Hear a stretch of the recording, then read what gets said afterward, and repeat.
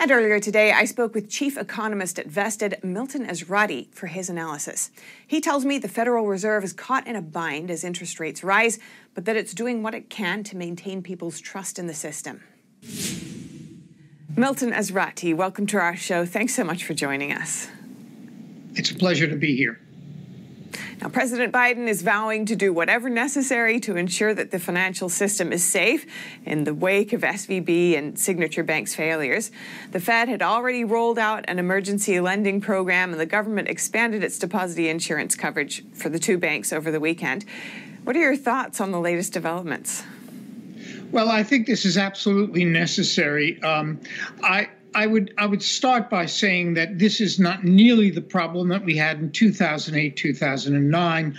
A lot of people naturally lean back into that ugly experience.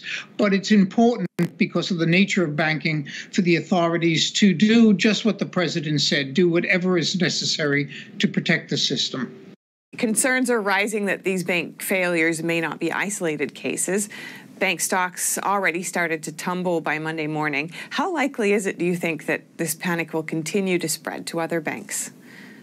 Well, a panic can always spread because it really only needs itself to spread. I'm confident, however, that the actions by the Federal Reserve already to backstop the deposits have done a great deal to quell whatever panic might have occurred. And if you could explain for our viewers what went wrong, why did the two banks collapse? Well, to some extent, and the banks had particular problems to themselves, which is why they are the ones. But there are aspects of these banks that are typical of all banking, particularly in this environment, the post-pandemic environment, and the rising interest rates that are necessary to fight inflation, but they do put strain on the banks. And that's true of all the banks. One of the reasons why we have to protect against a panic. But I think there are particular reasons to these banks, particularly the Silicon Valley Bank, that make them select in this environment.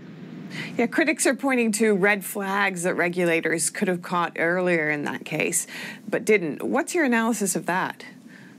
I don't know if the regulators could have caught it, but I see two problems. When the banks were flush with deposits, especially during the pandemic and in the immediate aftermath, there was very little to invest in, so they bought a lot of bonds, government bonds and mortgage-backed bonds.